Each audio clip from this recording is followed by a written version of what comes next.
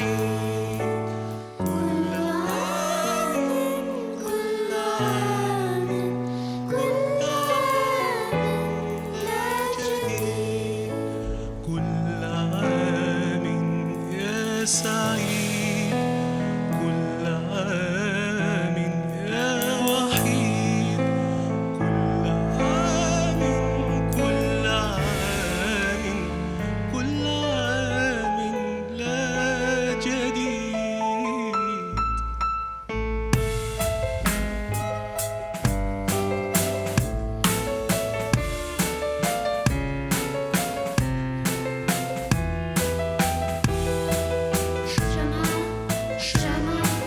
شمعة تنطفئ بقطرة دمعة تروي وتسبق دمعة تروي صفرة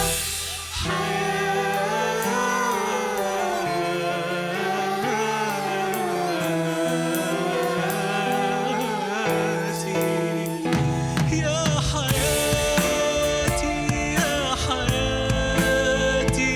يا حياتي، لا تغرقي في موج مماتي.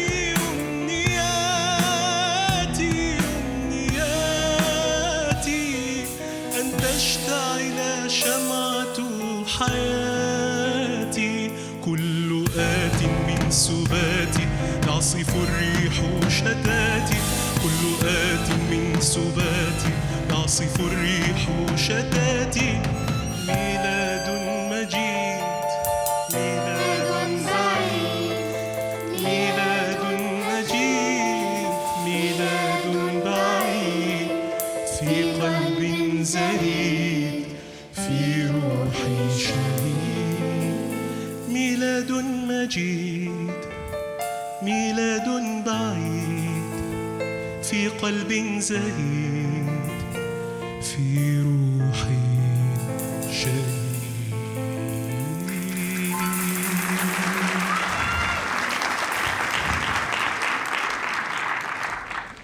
إنه عيد ميلادي 30 40 30 50 30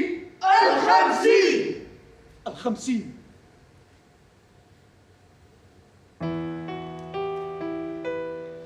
50 سنة وأنا بجسدي فتى بالعشرين. لم يتغير شيء، قلبي هو نفسه، نبضاته هي نفسها، تدق كلما رأيتها. قد أطفأت شمعة عيد ميلادي رغم أنني لا أمتلك شمعة. يولد الآلاف مثلي في هذا اليوم، وتموت الآلاف من الأمنيات أيضا في مثل هذا اليوم. لكنني أشعر أن أحلامي سوف تتحقق هذه السنة. لقد قرأت جريدة اليوم، القمر مكتمل مثلي، ضوءه يسطع فوق برج أمنياتي. أكاد ألتمس تلك النجوم التي تتلألأ فوق سماء حياتي.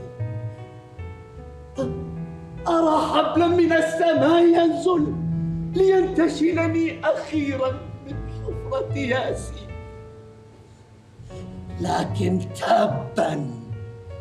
تبا أنا لا أمتلك شمعة. 50 سنة ولا زلت لا أمتلك شمعة.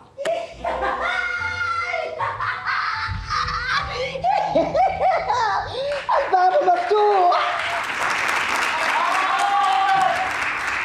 أعلم. لا تتعب معك اللصوص يا صديقي، فبابك مفتوح دائما. وماذا تريد؟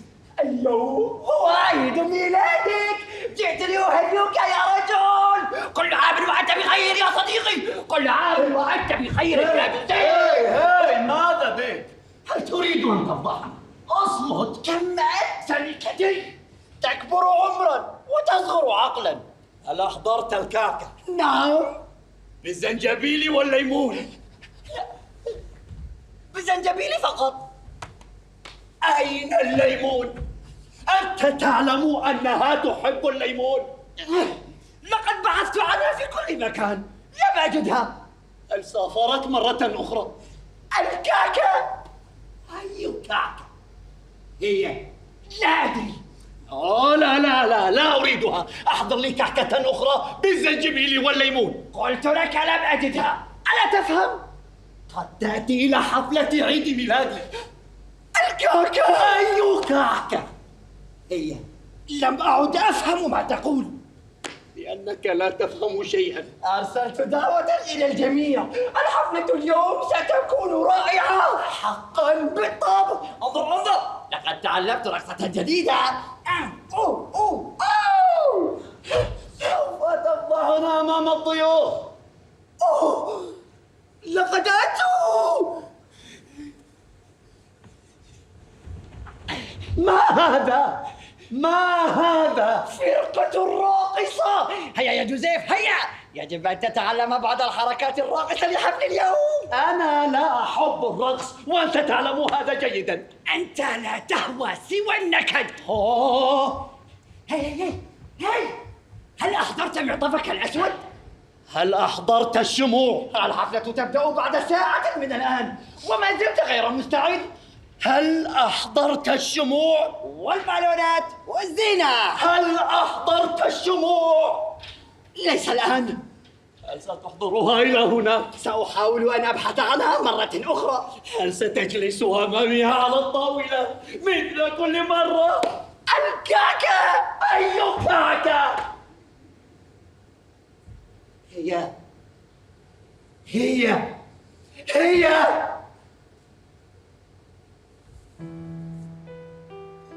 لقد فزت.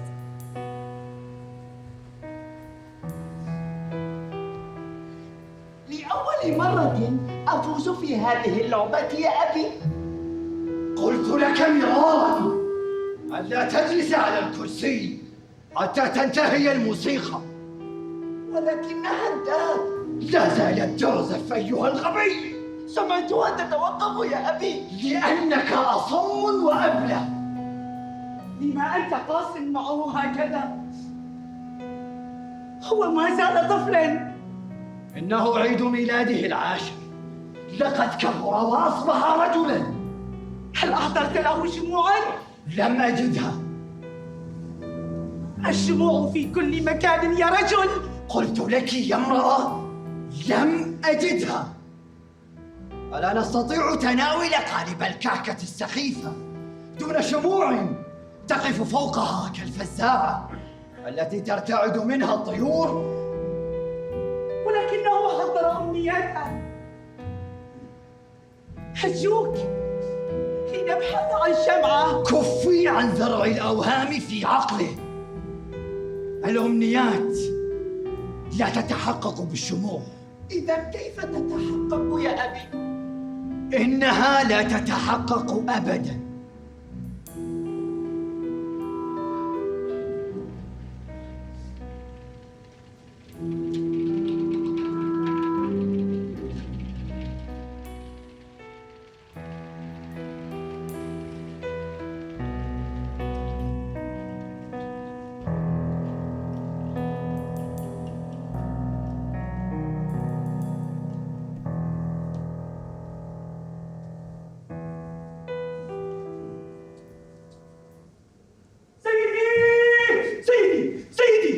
ماذا؟ هناك عضو في صندوق تشغيل الاسطوانات. ولا أعلم، ولهذا أحضرتك إلى هنا. أبي، الحفلة توشك على البدء، ولا يمكن إقامة حفلة دون موسيقى. أعلم ذلك يا سيدي، ولكن ماذا تنتظر؟ سيدي، هل يمكنك الخروج من الدولاب حتى نتحدث؟ أبحث عن معطفي الأسود. لا أدري أين هو. سيدي، الدولاب مليء بالمعاطف السوداء. اذهب واصلح صندوق الموسيقى. هيا. سيدي، لقد حاولت، ولكن الصندوق غير قابل للإصلاح. عليك استبداله بجهاز آخر. خذ هذا. اذهب واحضر لي جهازا آخر الآن من فضلك. سيدي، ولكنها الساعة 11. المحلات جميعها أغلقت الآن. أرجوك، الضيوف سوف يأتون في أي لحظة. إنه عيد ميلادي 60. 60.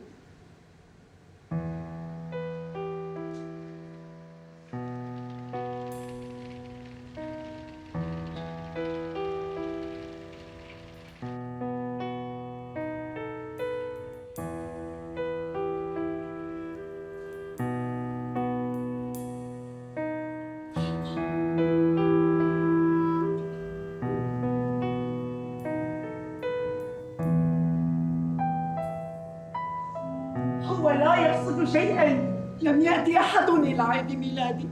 سيأتون. متى؟ في أي لحظة؟ ما زال هنالك وقت. إنها 11 فقط. هل أحضر أبي الشموع؟ لا، ولكننا سوف نذهب بالغد إلى مكانك المفضل لنحتفل بعيد ميلادك. السيرك. وماذا عن أمنياتي؟ ماذا تتمنى يا بني؟ يوم لا يبدأ بالصراخ.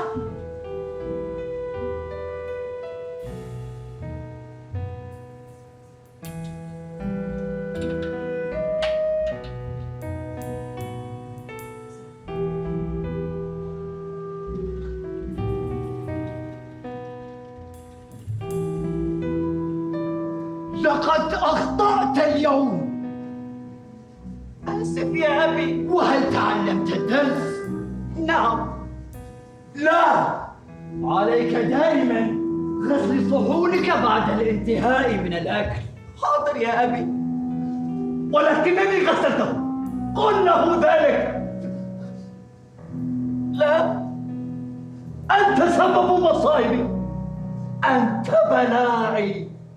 أكره تلك الأيام التي عشتها وأنا أنت. الماء وحده لا يكفي، عليك استخدام الصابون. صابون الليمون، إنه يزيل البقع. احرص دائما على استخدام صابون الليمون. حاضر يا أبي. والآن يا بني،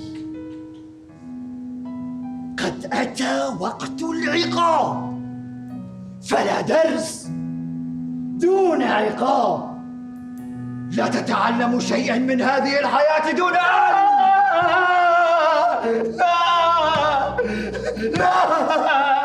لا تتركني في هذه الغرفة المظلمة وحدي. أرجوك يا أبي، إني أخاف الظلام. يا أبي، أرجوك. سوف أغسل الصحون بالليمون. سوف أغسل الصحون بالليمون.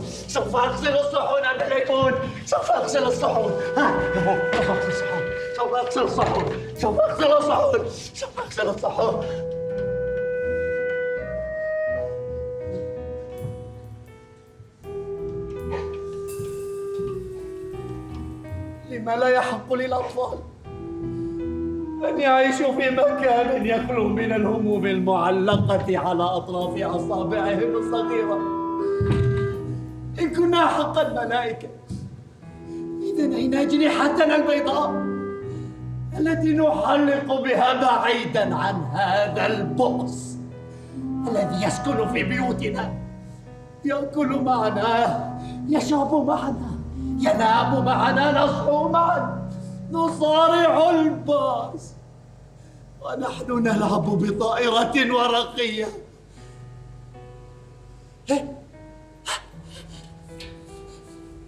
أريد أن أسافر. كتلك الورقة.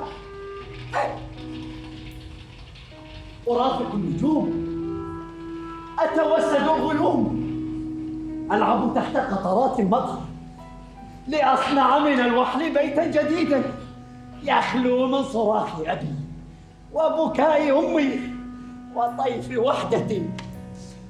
أريد يوما سعيدا، يوما واحدا فقط يعلو فيه صوت الموسيقى مليئا بالرفاق والضحكات.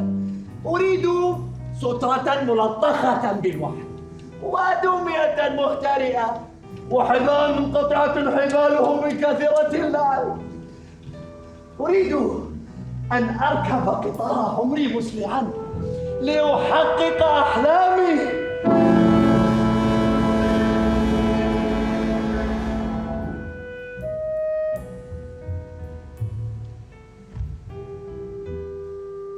أريد أصدقاء أشقياء يغنون معي. كل عام وأنت بخير يا جوزيف. كل عام وأنت بخير يا جوزيف. كم يمكن لطفل مثلي أن يحمل هذا الكم من الأنين وهو لا يزال بعمر الزهور.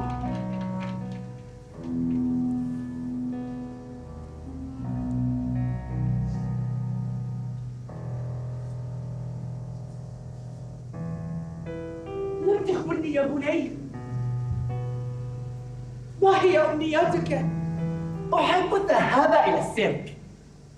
كنت أرى النمور وهي تقفز فوق الحواجز النارية لتتخطى كل الحدود، فلا خوف سوف يمنعها، فهي لا تعرف الخوف مثلي أنا. ولكنني كنت أخاف من هذا. إنه ليس مخيفا، ولكنه يضحك ويبكي في آن واحد. الحياة بأكملها تضحك علينا وتبكي بنا حتى نفنى.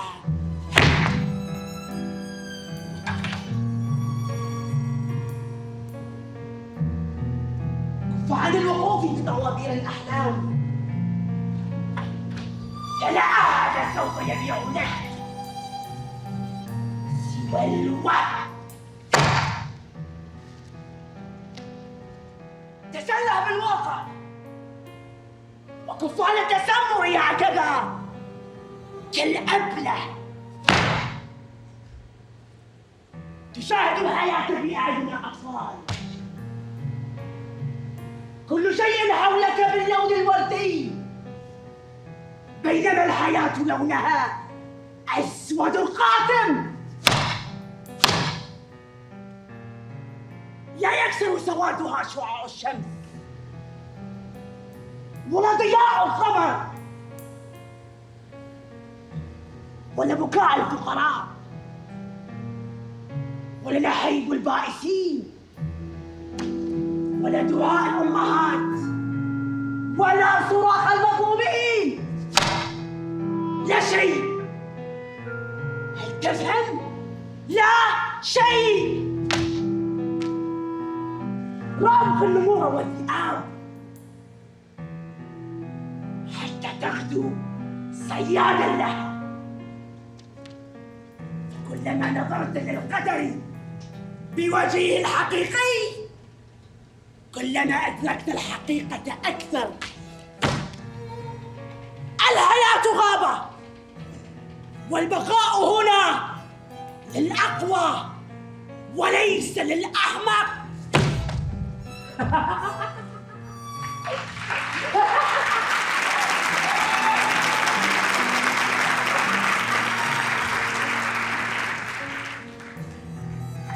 صراع أبدي.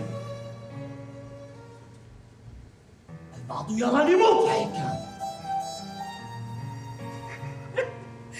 أما الآخر يراني مخيفا.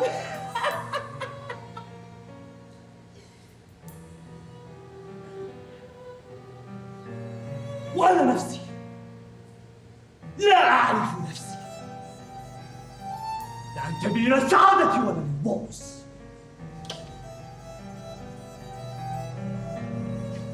لا أشبه الابتسامة ولا أشبه التعاسة.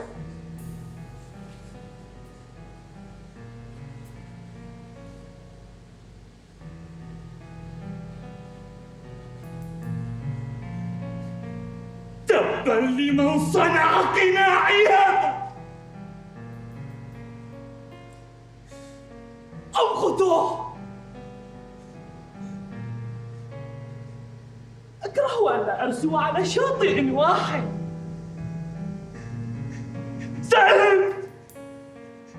سئمت من التجول عبر موانئ مجهولة الهوية.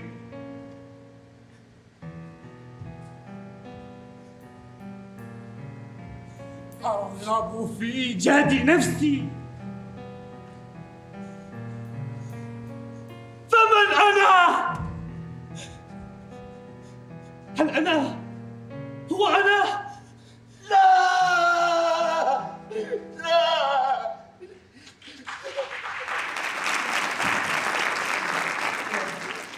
لا حدا هو نفسه، لا حدا هو نفسه. هيا هيا يا صديقي، الضيوف قادمون. هيا يا جوزيف هيا. هل وجدتها؟ الكعكة. هي. لا أقصد الكعكة. يا إلهي، لو لم تكن صديقي الوحيد وأعرفك جيدا لقلت أنك تعاني من مرض عقلي. هل ستأتي هي؟ لا أعلم. هل دعوتها؟ بالطبع، في كل عيد ميلاد أدعوها يا شقي. حقا؟ هل وجدت معطفك الأسود؟ هل وجدت الشموع؟ لا. كيف سنقيم عيد ميلاد دون شموع؟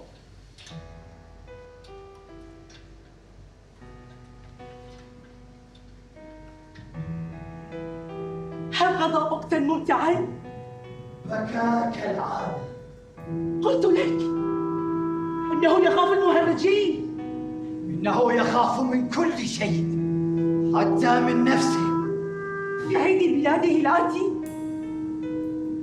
لن نذهب به إلى السيرك، فلنذهب به إلى مكان آخر. إلى أين؟ الحديقة. الحديقة؟ نعم، ليلعب مع الأطفال ويرى زهور الياسمين البيضاء ويسمع صوت حفيف الشجر. دعه يلاحق ضوء الشمس بدلاً من ملاحقة النجوم البعيدة.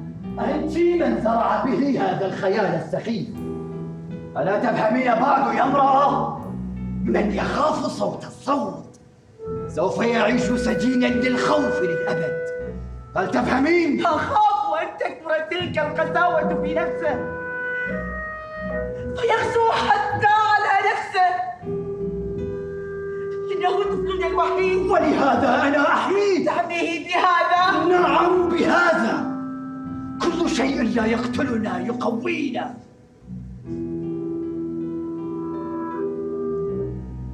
الألم يحول القطط إلى أسود حين يغزوها الخطر. الألم يصنع من الحجارة أسلحة ومن الأكفان بيوتا ومن الخوف قلبا حديديا لا تخترقه طلقات البؤس.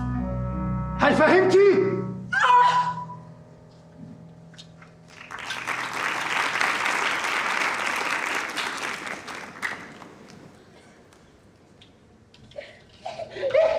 هيا هيا هيا هيا يا صديقي، ها قد أتى الضيوف. هيا لنرقص. أشعر برغبة عارمة بالرقص.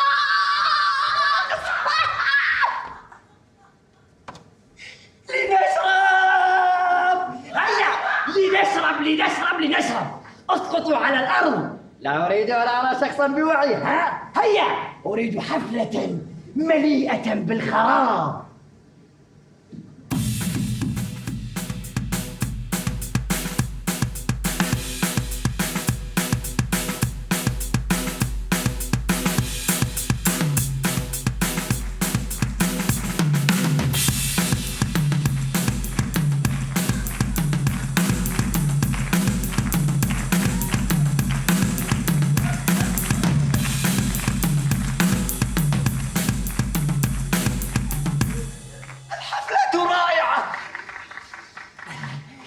أنا سعيد حقا. قلت لك يا صديقي، هذه السنة عيد ميلادك سوف يكون مختلفا. كيف ترقصون دون موسيقى؟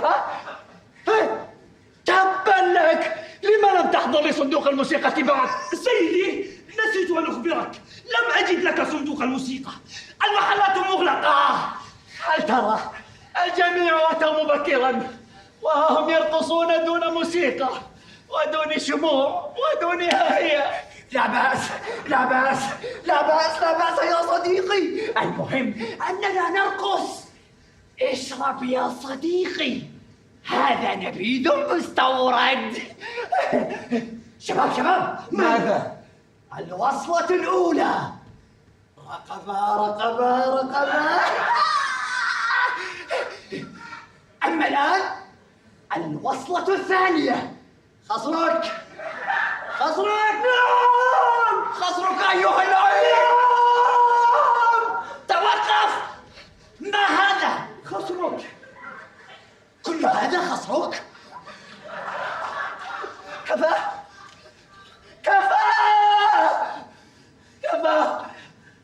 لما أنت هكذا سعيد دائما؟ لأنك أنت هكذا تعيس دائما.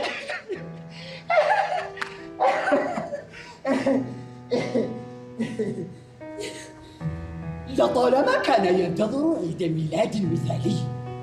هو هكذا دائما منذ الطفولة، يرغب بكل شيء. عكسي أنا لا أرغب بشيء سوى الرقص.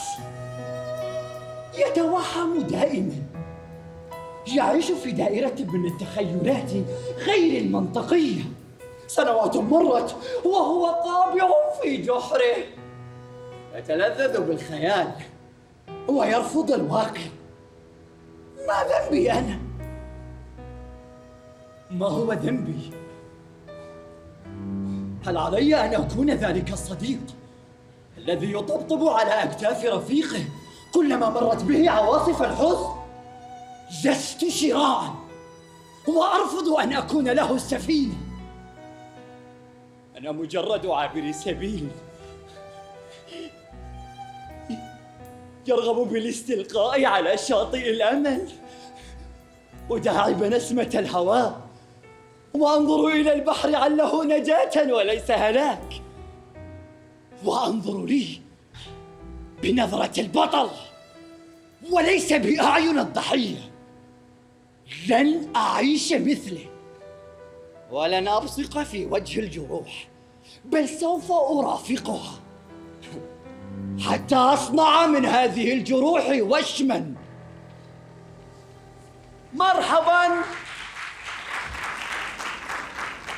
مرحبا بكم جميعا في عيد ميلادي 50.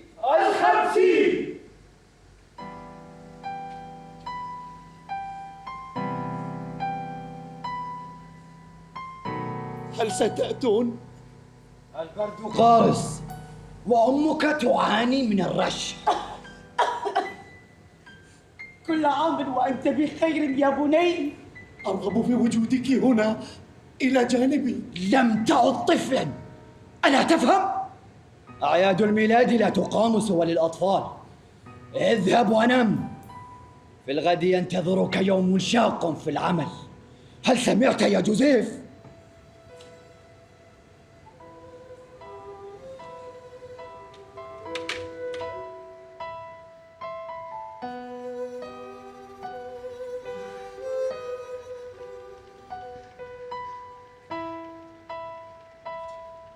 لقد أتيت.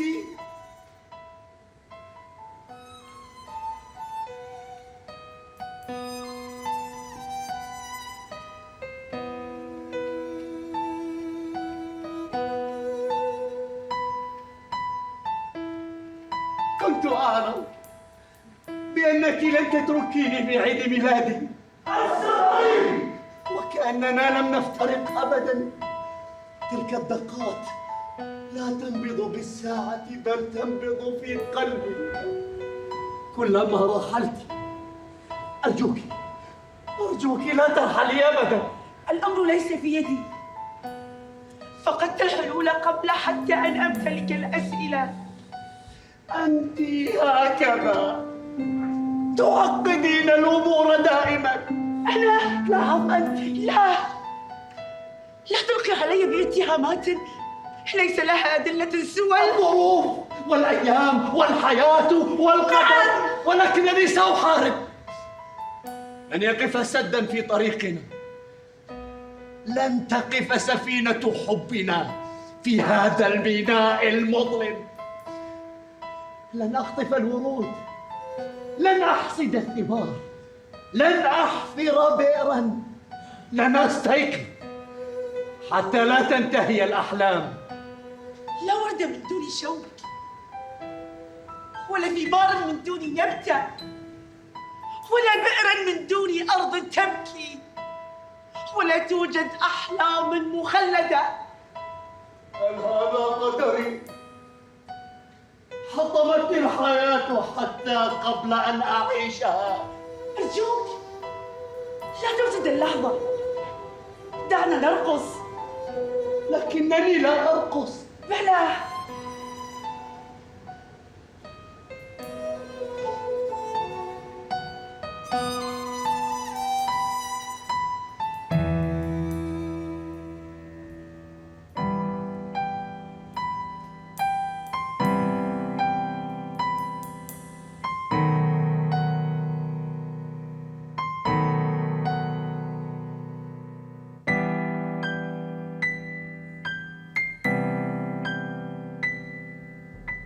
أعتذر، لقد جئت دون إحضار هدية مناسبة. لا أرغب سوى بك. ولكنني أحضرت معي شيئا آخر. ما هو؟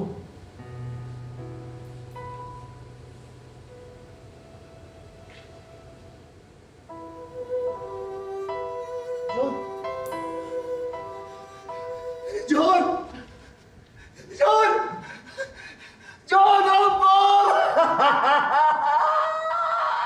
لقد تحققت أمنيتي هذه السنة. قد غدا ميلادي الليلة مثاليا.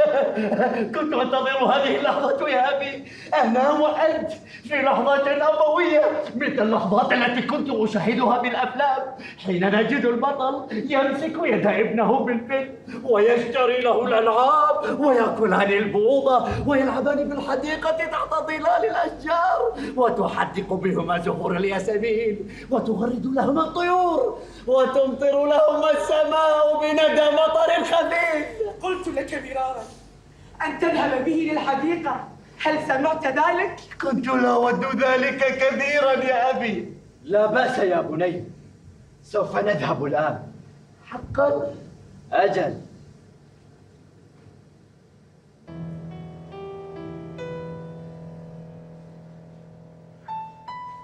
ماذا حدث؟ أين أبي؟ أين أمي؟ أين ذهب؟ أبي؟ أمي؟ أين أنتما؟ أين أنتما؟ أبي؟ أبي؟ أبي؟ أبي؟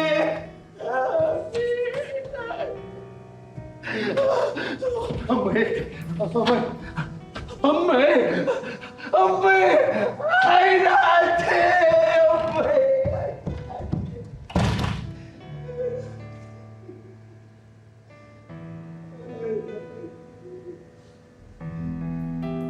في كل مرة تتمنى نفس الأمنية، ونسيت أن الحياة هي من تخيط لنا وبأقدارنا.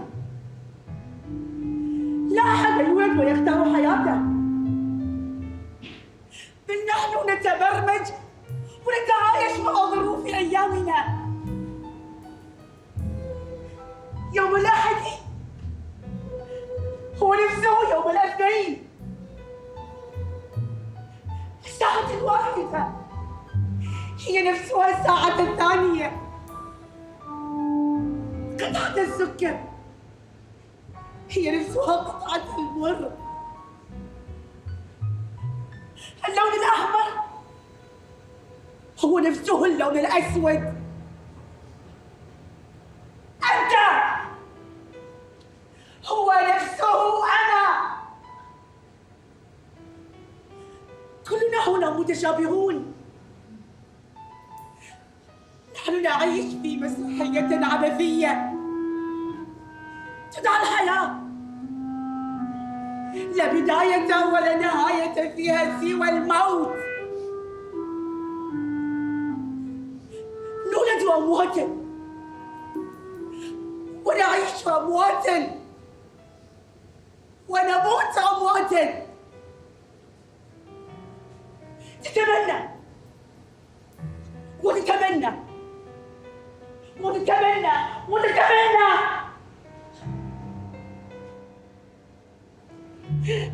ونسيت أن الأمنيات لن تتحقق دون شموع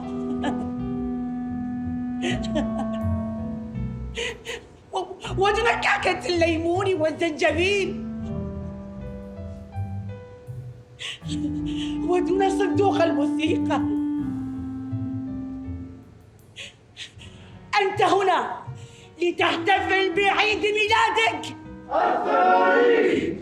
لم تتبقى لك سوى سنوات قليلة وتودع بعدها هذا العالم البارد لتنام في كفن أبيض مطرز ببكاء المعزين وتسمع صوت المجرفة وهي تبني لك منزلا من تراب وترى أشخاصا لا تعرفهم يبكون حول قبرك ويصرخون بصوت عال. لقد كان رجلا طيبا.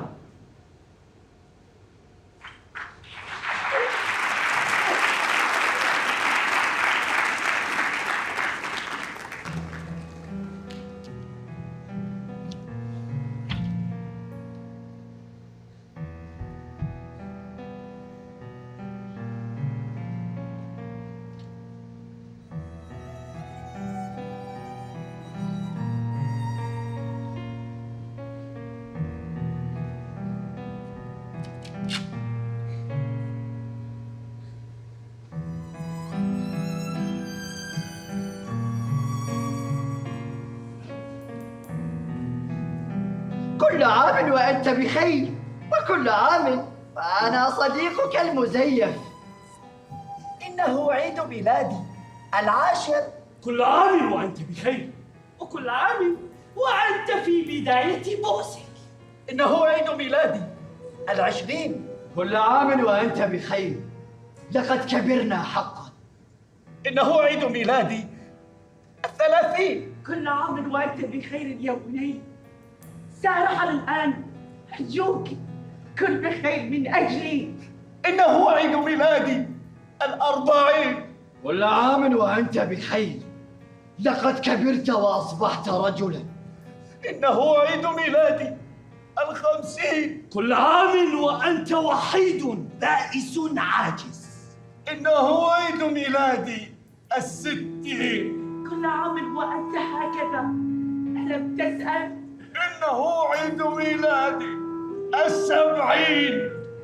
سنة حلوة يا جوزيف، سنة حلوة يا جوزيف، سنة حلوة، سنة حلوة، سنة حلوة يا جوزيف.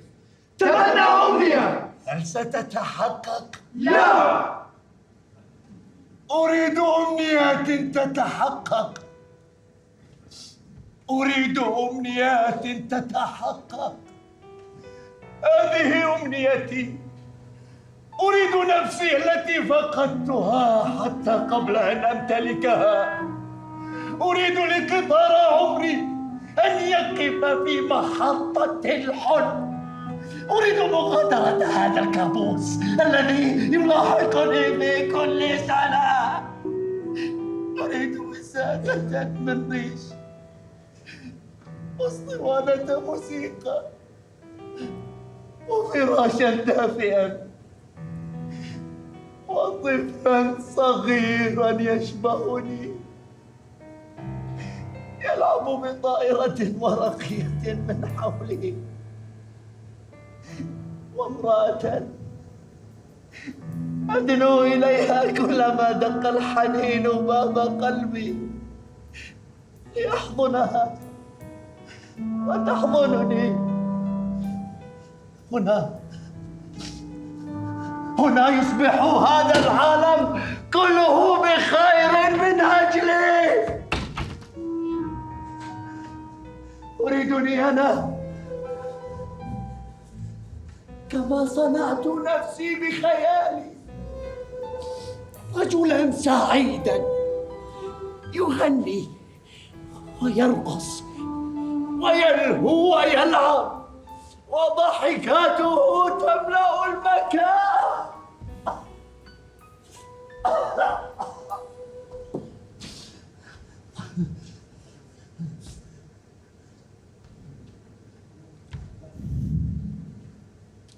إنه عيد وفاتي 80.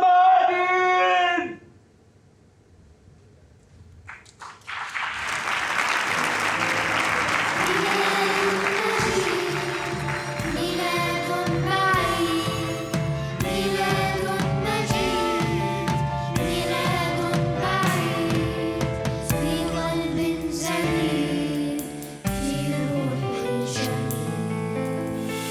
ميلاد مجيد، ميلاد بعيد في قلب زهيد، في روحي شهيد.